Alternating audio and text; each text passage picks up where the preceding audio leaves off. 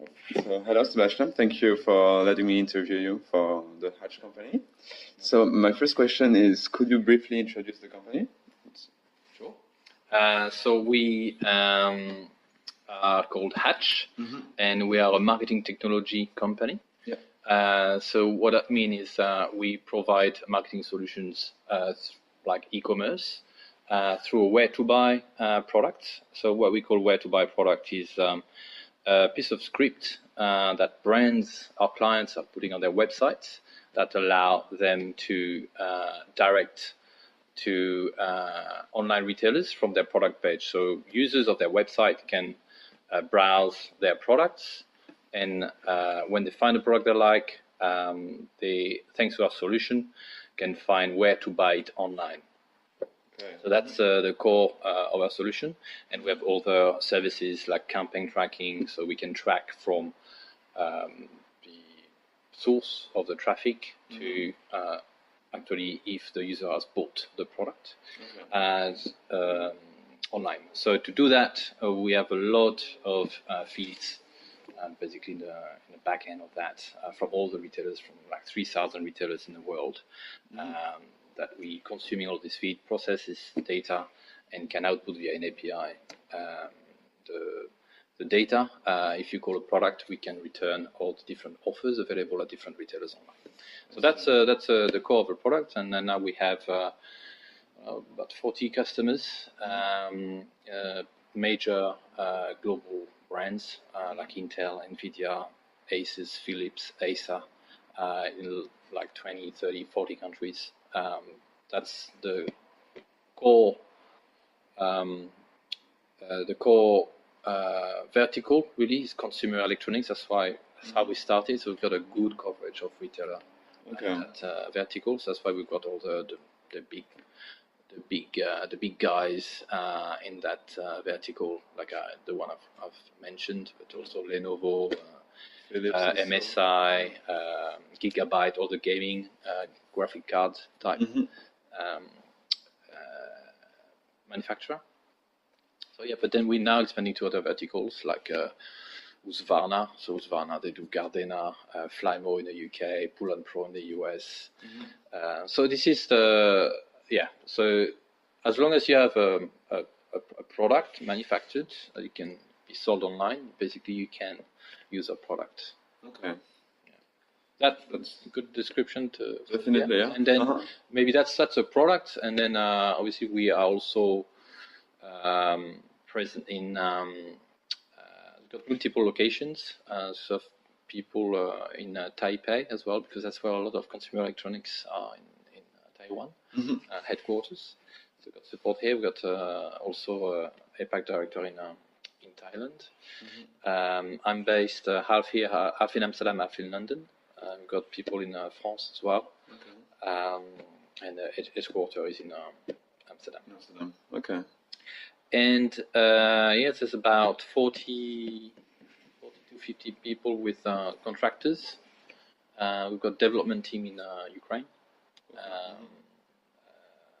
And editors, what we call editors, are fixing the data mapping products. And we have core senior team of our developers here in Amsterdam, like the architects, basically. I see, okay. The developers are in Ukraine. Okay. So, hello. So the company started in 2011, really with a big client, Intel. That's really kicked off the whole thing. And then we had a Series A funding in 2015, supported by VCs. I see, okay. So we had that, and yes, 2 years ago now. All right. VC from here, yeah? Yeah, okay, it's called Vortex. Vortex, okay. All right. So that leads me to the next questions, which is, could you tell me like your position in the company, in the Hatch, and how it relates to data? Okay. So I am the Chief Operating Officer. I joined just after the first round of funding, basically. So the target was to put some more senior people really manage, to drive the company, and to structure it to be able to scale really, and to manage growth and expansion of people and efficiencies and making things scalable, basically. So my role really is to then manage operations and customer service. So how it relates to data, basically within my team, I also have two departments really key for data, which is retailer services. So what retailer services is going to do is they're going to manage retailers really providing their data feeds and the sales data as well. So not only we getting feeds from their catalog of products, so it could be thousands of reference provided to us, but also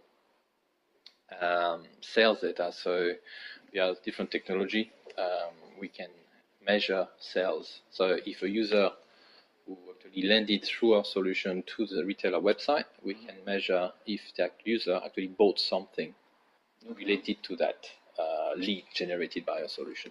I see. Okay. Okay. So that's another piece of data that is coming through, that the retailer services team makes sure that we can have this data from the retailers, and that this data is well processed and the quality output is there as well. So making sure it's all QA'd and smoothly integrated and provided back to our customers. I see. Okay. And so lots of data, lots and lots of data, because as I said, there's 3,000 retailers globally that each provide thousands of products and lots of sales data as well. So all this data we output also through the API, but then the result of the usage of all the users through the brand's websites is also gathered in a dashboard, automated dashboard, so you can see the data coming in, all the leads, all the sales per product, per retailer, etc., etc. So that's all this data management. So that's why we have as part of operation as well a department called business intelligence, where they actually process this data. Now it used to be reported more manually, I would say, as an Excel output to report. But then in the last year or so, we've implemented this dynamic dashboard. So now all this reporting is done near real time. So brands can connect to this dashboard and see how many leads they've done yesterday. Did that generate sales against which products, conversion rate, etc. So we output this data like that. So there's a lot of data processing. So through this team, basically we make sure the data is coming through correctly and is outputted correctly as well. I see. Okay. All right. That's very interesting. And when you think of data as a revenue stream, what does it mean to you and your company? Like, do you see the data as a direct revenue stream? Well, this is the core of our service. Without data, we can't charge of anything. So our model is recurring revenue, like any SaaS kind of company. Yep. So the brands will pay a monthly fee, basically, to get access to our data. So this is the core. Revenue stream. Yes, exactly. This is our only revenue stream, is thanks to our data. We don't have any other product but this data. Okay. So this data is used for where to buy online, script or widget or API,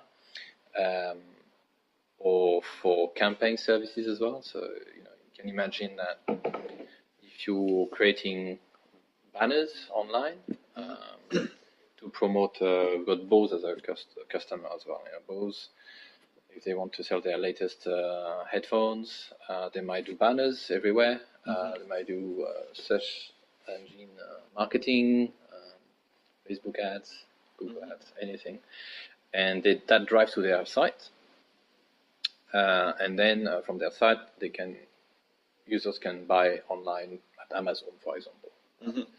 So what we can do as well is make sure we provide the capability of those brands to track the source of the traffic. So you will know that your Facebook ad is performing better than your Google ads, because we can identify the source of the conversion of each user. Okay. So that's also campaign services. We use this data as well by the tracking parameters in all of those different URLs. So we can output, again, performance based on media source. Now launching also a new product, which is called Where to Buy Local. So now it's another massive piece of data, which is location, store location. So, you know, the address of the Fnac in Paris or the Currys in London, or John Lewis or Blocker in Amsterdam. So it's all this data now we're getting through a third party provider that is actually a global provider of data, and that we're using, processing on our side, and we're building now this product to know where to buy locally. So basically, from the product, you will know, okay, I can buy this latest Samsung phone at the shop around the corner. So, and how to get there, etc., etc. So the vision is to make the world shoppable through every touch point. So everywhere you are, any device, you should be able to know where to buy something. So that's a big goal of Hatch. I should have started with that. Yeah, does that answer the question? Yeah, definitely. Yeah. So the revenue stream is really linked to that. All our products that we sell monthly with monthly fee is driven by data. So that partly answered the next question, which is, does the company consider data as an asset? So we said that obviously, yeah. And does it sell data to third parties, so B2C or B2B partners? But our customers using our product. So you're directly selling data to them, yeah? To the brand, yeah. The brand, so okay. B2B. Okay. Solidly B2B. Yeah. So all our customers are, those brands, like Bose, Philips, etc. Okay. This is more like a theoretical question, but have you heard about the business model Canva by Osterwalder? And its 9 dimensions? No? Like the business model Canva, that is like one page usually with the different segments, so key partners, revenue streams, costs. Yeah. I've done that 2 years ago, I think, when we started this. Yeah. Okay, so you used it at the beginning. Yeah, at the beginning we had a previous CTO who actually was using it to build your business model. Exactly. Yeah. Okay. And based on that Canva, could you tell me about your data-based revenue model? So data-driven business model, how is it? Yeah, if you can. Data-driven business model. Yeah. What do you need to know exactly? So I would like to know more like the revenue and the costs of your since it's like your business model is data-driven. So I'm only focusing on the two parts, which are the cost and the revenue streams. And so, yeah, could you tell me a bit about this? How does it work? Well, I don't know if that's going to answer the question, but the model is really to to reuse the same data for a lot of multiple customers in all those verticals. So basically, our cost base eventually will stay fixed, but the revenue will grow, right? So now that we're working on growth, and that's where we're bringing efficiency, scalability. So with this data now, we can actually onboard more and more customers using the same data. So basically, at some point, your revenue will just become profit because you've got this fixed base of cost to run. Yeah. but you're reusing the same data. Mm-hmm. So this is really the model and the goal we have. Okay, yeah. Is to be as efficient to manage many customers as we can. So the only you still have to grow, but the growth will be slower than the revenue. Yeah. Because I think the main growth expansion in terms of costs will be around a bit of infrastructure for performance, but I know it should be minimal, and customer service. Mm-hmm. Basically, so because that's why also I'm bringing customer service department with customer success managers, because of course our revenue is recurring revenue, so we need to keep our customers happy. Yes. And so we need to make sure we do the right level of investment towards our customer service. Mm-hmm. So customer success manager will be just about making sure customers are happy, and they can measure via indicators, monitoring all this data, that will proactively allow them to reach out to customers and warn them or check if everything is they're using all the capabilities of our product basically. Yeah. And not talking about dollars, but just about success of their use of our products. I see. Okay. Mm-hmm. So this is where the next investment will be more. Once we have reached the platform where we have all the retailers connected, and the platform is running, all the products is finalized really. Mm-hmm. Even though we still have a development team that will, we work in Agile, so they always continuously delivering, and optimizing the product, adding features. Mm-hmm. But you don't necessarily need to grow that team after. It's maintenance more like maintenance or adding features, but in a planned way.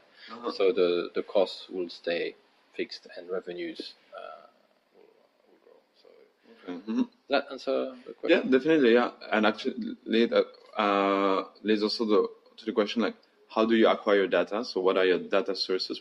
You talked about it a bit. Yeah. But could you tell me more, like, is it more internally, so existing data, or you generate your own data, or is it externally, so you get from free databases from your customers, or you acquire from different sources? How? Data, retailer data is coming from retailers. Okay, yeah. That's one side of things. That's an interesting question, I think. There's 3 different ways of getting that data. Mm-hmm. So when we say data from retailers, is their product catalog. It's like the MPN, the product number, unique product number from a product, the price, the stock availability, per retailer, and that's it really. So that's a key thing. So it's about receiving all this data in a feed format. Usually it might be, I don't know, a different format, but usually it's an XML type format coming to us. That's one way. Another way is to go through affiliate networks. I don't know if you heard about affiliate networks, but they're actually made for affiliate to subscribe and drive traffic to those retailers. Okay. So those affiliate networks are actually managing the feed output to all those affiliate like us. So we can connect to them, and it also provides sales data backup as well. Because you're actually getting commission to drive traffic to them, to those retailers. Yeah. So affiliate networks are managing all this process basically. People like us wanted to link to those retailers, and retailers wanted to get traffic. Those people, and then but the only thing is that the affiliate networks getting some kind of commission in the middle, and the retailers have to share the benefit of that. And who are those affiliates? Who are those people behind it? Is it like competitors or the companies, or there's a lot of like price comparisons, Okay, yeah. Mm-hmm. or someone with a blog who wants to drive traffic to, to Amazon. Yeah. Any content, I would say, content blogs or price comparison vendors. Some brands as well might use affiliate network directly to drive to retailers and make some money at the back of that. Our policy is really not to get commissions towards retailers. Its policy is to have direct feeds and provide free leads to retailers. What we want on the back of that in compensation is data, Mm-hmm. Yeah. sales data, because that's what's the insight. That's the insight the brands want. Yeah. So it's really about making sure we have a good relationship with retailers. So, but then affiliate network is the next down if we don't have this relationship yet, and we need the data. I see. Okay. This is the last one, but really last worst case scenario we can scrape. So that's where it can become a bit our data. It's our own way of getting the data. So we scrape the site, we suck this information and process it the same way as the other piece of data. But that's sometimes a retailer won't have a way to provide the data and will ask us to scrape. Okay. But they will still put some pixel to provide dynamically the sales back to us. Yeah. When I say pixel, is a bit of script that you put on the confirmation page when the user finishes the payment. That will trigger the data to us saying, "Hey, that guy went through your URL and bought something. There you go." Okay. Yeah. Mm-hmm. It's a signature kind of like it. Yeah. It's a script. It's triggered to our database with the data, relevant data. Does that answer your question? Yeah, definitely. Yeah. So it does that with research. Three type of data. Now I mentioned where to buy local, so we have a third-party provider giving us the data directly, but we add to it. So location say we have this data, but you're missing the blocker on the corner. So we might need to add it. Okay. So we're enriching existing data as well.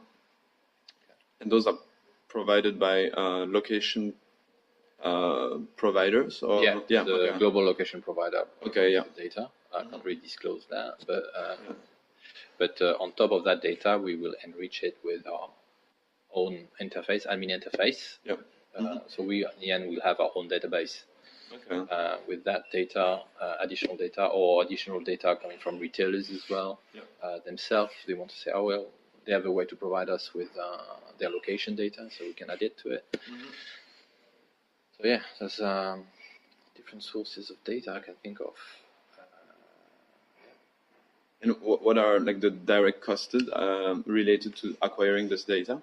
Apart from the actual processing for where to buy online, that's it's just about the implementation. Then we don't pay the retailers to get the data. They actually give it for free, but it's to give them free leads as well.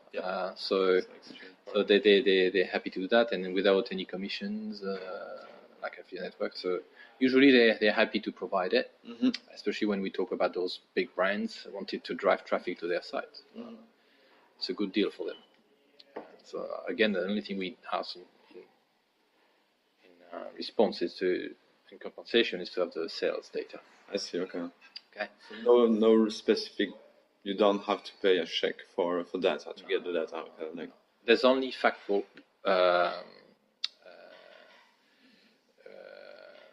which I mentioned the location data. So we'll have Google and the global company that will we have to pay basically to get access to the data. I see. From the Google APIs, right? Yeah. Because we use Google to generate the map. So every time you want to generate the map, you have to call the API. So it's free until a certain extent. But then if you reach that, so then we have to charge back. You have a model where we charge back to the customer anyway if they go over the limit. I see. Calls.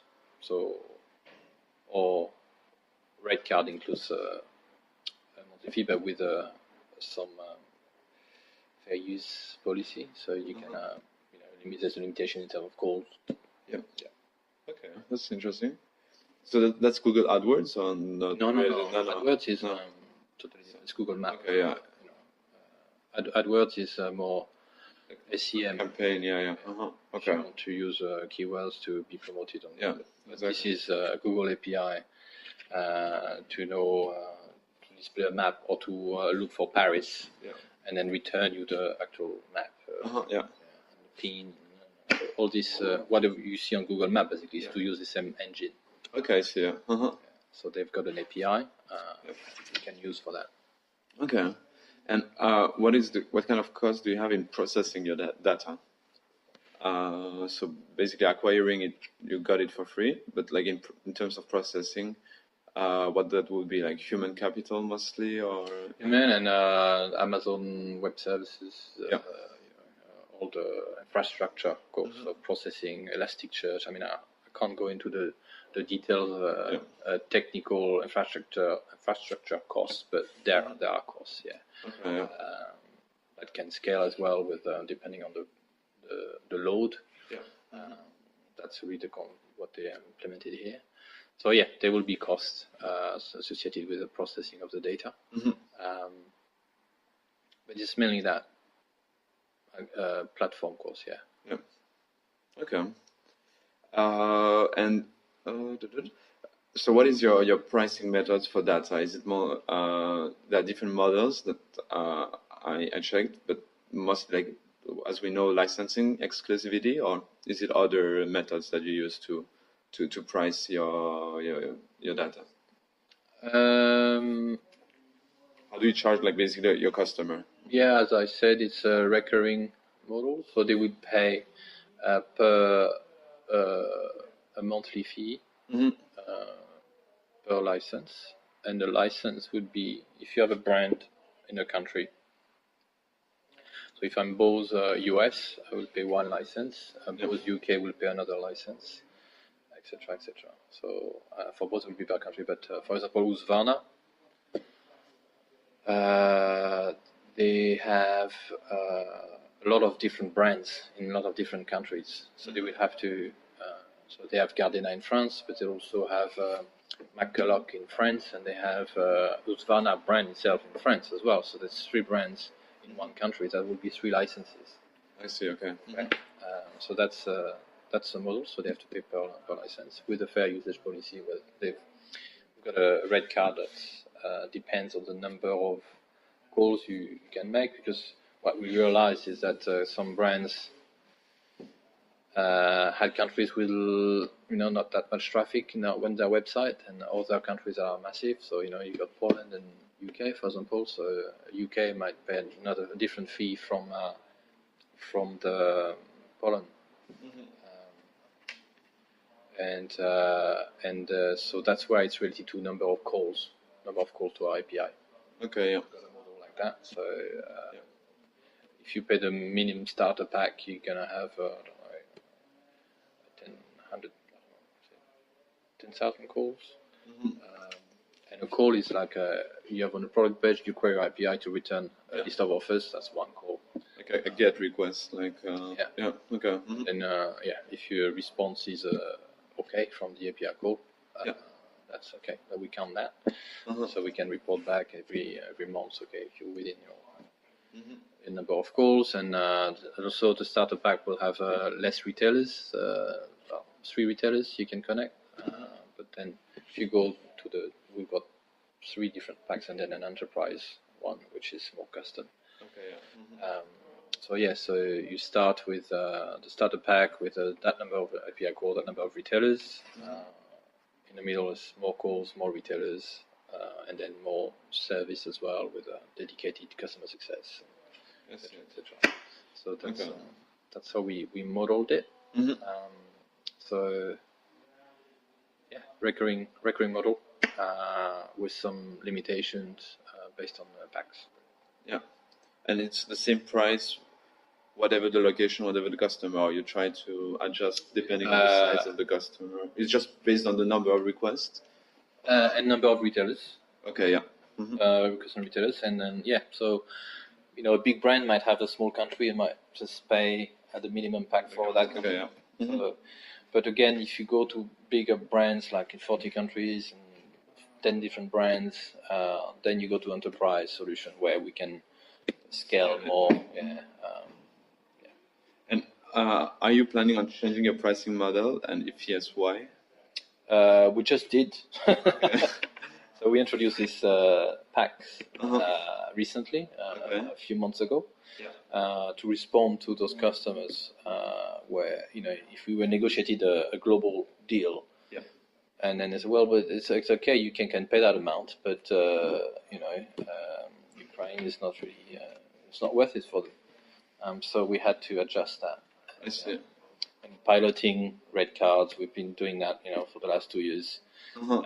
It's an ongoing process. We're testing, and because this where to buy market is still, growing, and competitors are not really sharing prices. Sometimes it's just and those big brands are doing a lot of RFPs, request for proposals, where they try to bring the costs down a lot. So because we are a lot in the market of acquisition of those new big brands who are discovering where to buy, so there's a lot of competition in terms of prices. So that's an interesting time. So we actually starting to talk to our competitors now and say, oh, hang on, we need to stand strong into the value of our products as well, and to make sure we don't take the price down. Don't drive that down because it's such a great value to those brands, and they have budget for that. And you're driving basically, it's like running an e-commerce for not much. So yeah. So it's because of the markets we keep testing the rate card and changing, adapting based on feedback we get. We're still flexible at this stage. Okay. And so that's why you don't share your pricing on none of it. So that Joris, our CEO, Joris, would like to do it. I'm the one saying, hang on, because we're in transition as well. There will be, if you show your rate card, you need to adjust all your previous client to the new rate cards as a transition process. So you have to make sure that rate card is working and you're confident before publishing it, because all the historical clients that you need to transfer to, you don't want to transfer them 2 or 3 times. So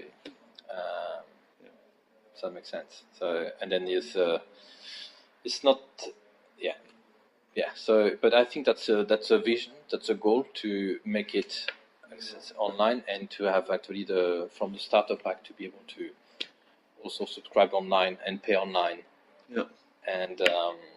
and get set up yourself, a proper SaaS. At the moment we're nearly SaaS, but the vision is to, you have the rate card online and you take your pack and you can get set you up, you get your API key and you. Because for now you have to set it at your customer. We've got an onboarding team. They do it. They've got development team internally, and we've got an onboarding team who tell them, provide all the guides. Okay, and then they can set up. Especially if they want to set up our API, you need to have an API documentation and how to set it up. We've got also a widget, which is very simple. It's just a piece of script you put on the web page, and that's tracks all the. And it you just need to input the MPN of the product, and it returns the offers in the widget, and it's all designed already. So I can show you later if you want. Yeah, definitely. Okay. I think that was basically the last question, like technical. So now it will be just asking, like, if someone else in the company is able to answer this question, or no, or you are the CTO. I'm COO, so I'm running operations in customer service. I'm not the official technical person. We have a CTO who is currently in Ukraine with the team, with the head of development as well. So I don't have any. The development team is not here at the moment, basically. So what sort of technical questions do you have? No, that was someone in the company that's also able to answer those questions. I guess, you said like the CTO mostly, Yeah. like CTO, CEO, like those are the people that will be able to answer this kind of are aware of those Aware of. all those questions, like like the business model, the pricing methods, and stuff like that about that data. Like inside the company, the people that are most knowledgeable about data are the CTO, Oh and yeah, CEO. Like yeah, Joyce, the CEO, and Luke, the CTO, Yeah. as well. Yeah, and me. Okay, Yeah. I see. Okay, cool. And is there like another company that is data driven that you could refer that is or a competitor or another data driven company that you have in mind? We've got a sister company called IceCat, Uh-huh. who are doing content syndication. A lot of data as well.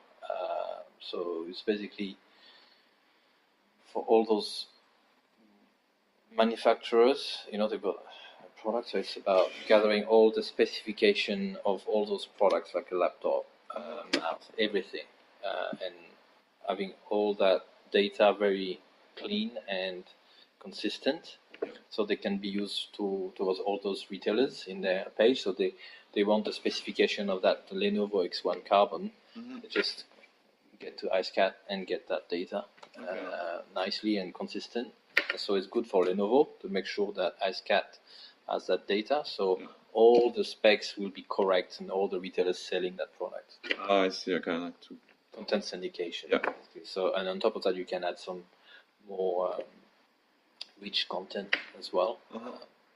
So yeah, and that's another big data company. okay. Interesting. They've got a similar model as well in terms of IceCat, yeah. IceCat. Okay, yeah. This is actually first. They're part of the shareholders as well. Okay. Hatch. We used to be called Ice Leads I see. Yeah. at the beginning. So funded initially in 2011 by IceCat, but then we rebranded 2 years ago Okay. to Hatch. But IceCat is still Running. part of our shareholders. I see. Okay. All right. So that was the last question. Thank you so much for your interview. No problem. And I would like to know if I can use this interview for my master thesis, and contact you if there are more details. But yeah. Yeah, you can, as long as it's not share. If it's just within the school, I guess. Yeah. Okay. So you want it to be not published. So it has to be only for the thesis purposes. Thesis purposes, and if I can review how you present it as well. Okay. Yeah. Because you have to know that the thesis at some point they're gonna be published. So do you want like this transcript to be available, or you want it not to be available? This After conversation? review, I can confirm that. Okay, yeah. If I can approve that what you're gonna share, Okay, yeah. should be fine. But It's gonna be exactly what I said. Maybe there gonna be a few mistakes, but like, well, yeah. Yeah. Okay. yeah, if I can see that before you share, that's be ideal. So I can validate as well with The other person. Okay, sounds good. Thank you. no problem.